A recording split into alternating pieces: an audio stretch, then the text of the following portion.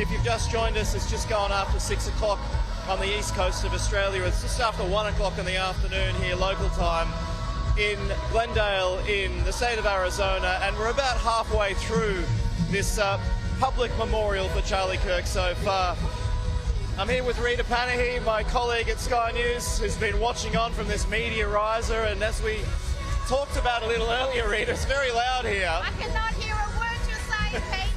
I'm guessing at what you're saying. But it has been a jubilant service. There's obviously been sadness, but so much celebration, so much positivity, and so much spirituality.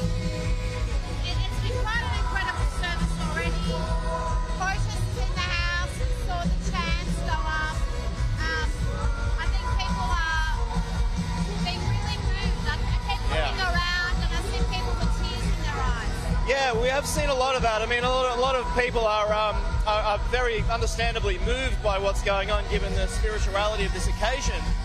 Like we were talking about a little earlier, though, Rita, before the program, it's a very strong and central religious theme to all of this, isn't it?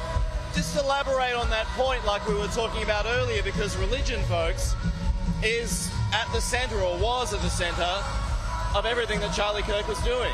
That's it, and this service is paying respect to Charlie and his beliefs. And his faith was the most important thing to him, and that's what is being reflected in this service. Just about every speaker has talked about God and the role he played, not just in Charlie's life, but in the life of America, and encouraging everyone here and those watching around the world to embrace God and live their life accordingly. Yeah, this is just the halfway mark, folks. Just to let you know that we're about halfway through this, with all the big speakers coming up, including the President, Vice President, and the Secretary of State, as we can take a shot there of the US President Donald Trump, who arrived a moment ago. We might just return back to this coverage now of the public memorial of Charlie Kirk. Hi, PJ. When is your bedtime? Hi, honey. I'll see you in the morning, honey, okay? I'll see you when you wake up, all right? I love you. Before he was a leader to millions, he was mine and theirs.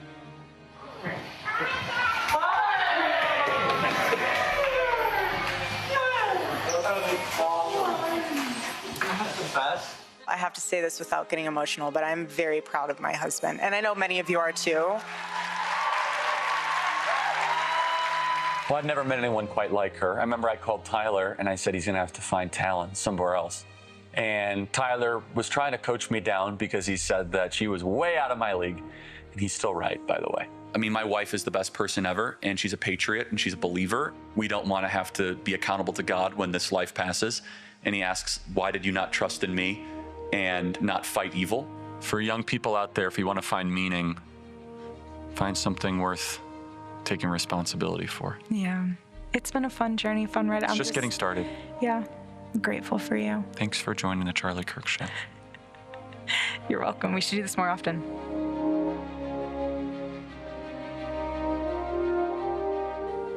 He was 18, no money, no map, only a call from God. My political journey was in the midst of the Obama craze in Chicago. As someone who was generally conservative, I realized this generation, millennials, is going to be the most progressive generation in history if we don't do something about this. We're active in about 15 campuses, and we're growing very, very quickly. And keep in mind, this is not just a flash in the pan movement. We're going to become an institution to give them the power and the confidence to stand up and let their voice be heard. I was 18, no idea what I was doing, no connections, no money, unlimited energy, enthusiasm, and I actually thought this was possible, which was kind of crazy if you think about it. Bill was one of the first people to believe in us at Turning Point USA and believe in me. After he heard me speak, he said, "You can't go to college." I said, "Who are you exactly?" He said, "Whatever you're doing, it's going to be bigger." He said, "You're going to start a youth organization that's going to catch the whole world on fire."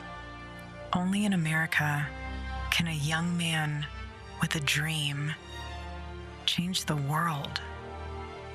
So starting in that garage in Lamont, Illinois, that Bill had for us at 217.5 Illinois Street, and growing from that forward was a battle. So the first year, you raised $20,000, which at the time was an unbelievable amount of money, right?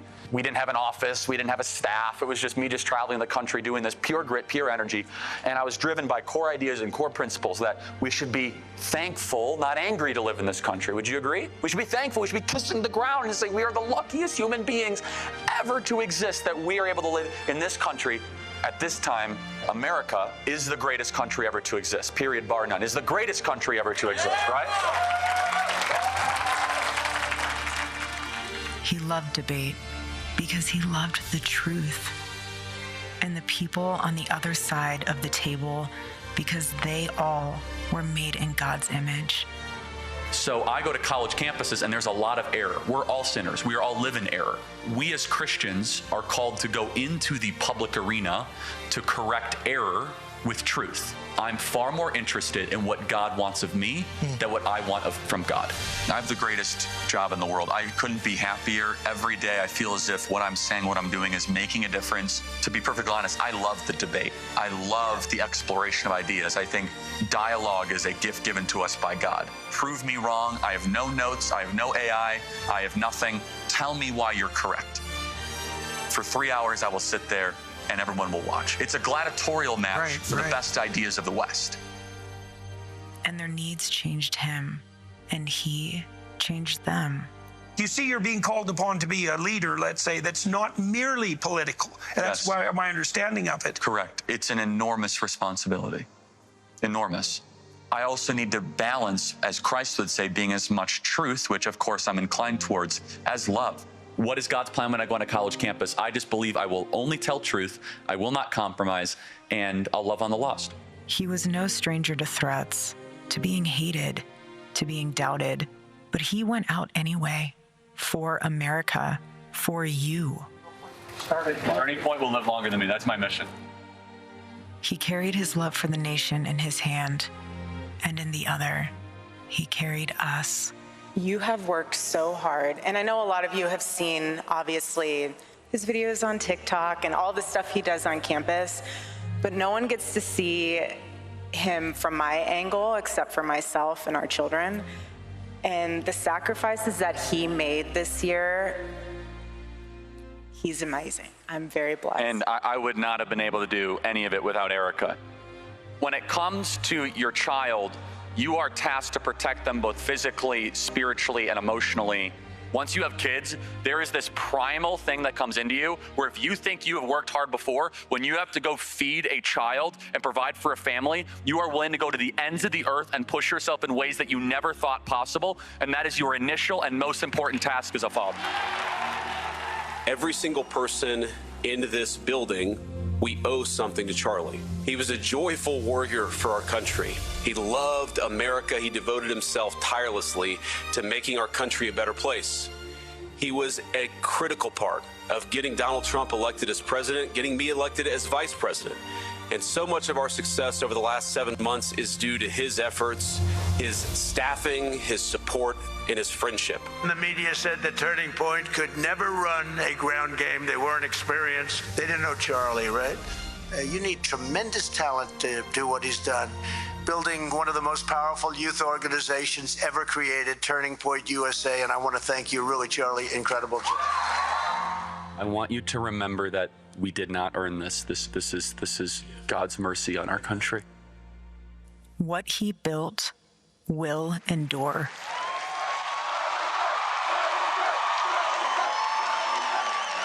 Taking the deep, but sometimes the difficult road is the way that you should configure your life. Getting married and having children is a difficult but deep decision that I hope every single one of you make at some point in your life. Because for every single one of you, there are a couple thousand students that wish they could speak out like you do.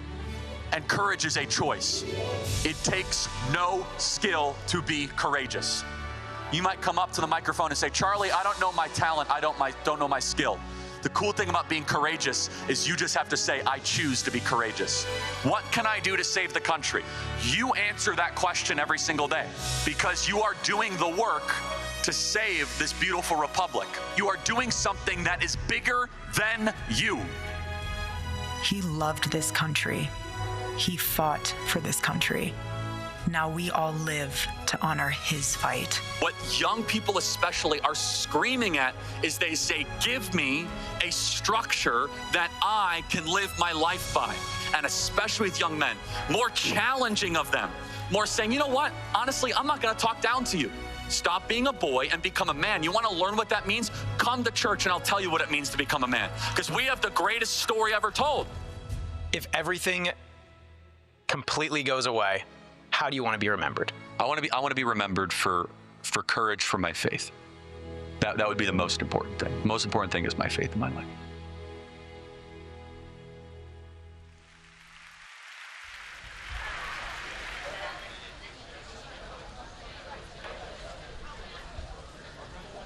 All right, ready? Freedom on three. 1, 2, 3, freedom! Wow, look at that. Beautiful. Look at that.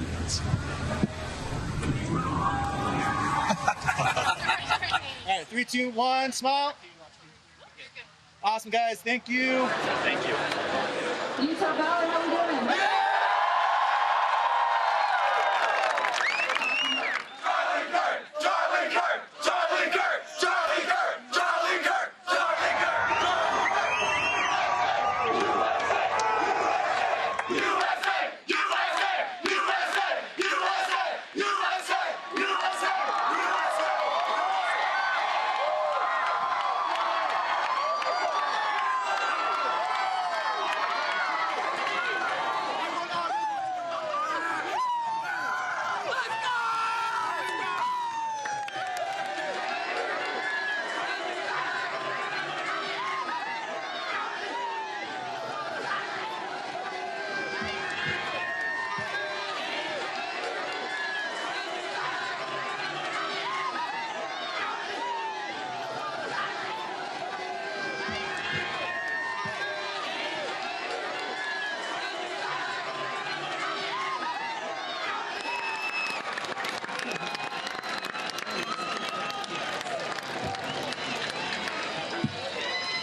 That's a lot of people, Utah, I'll tell you what.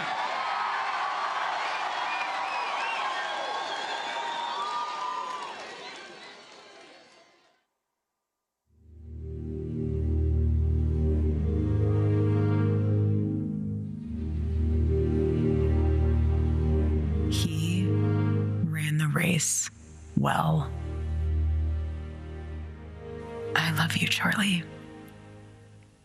On behalf of our family and everyone you touched with your love, thank you.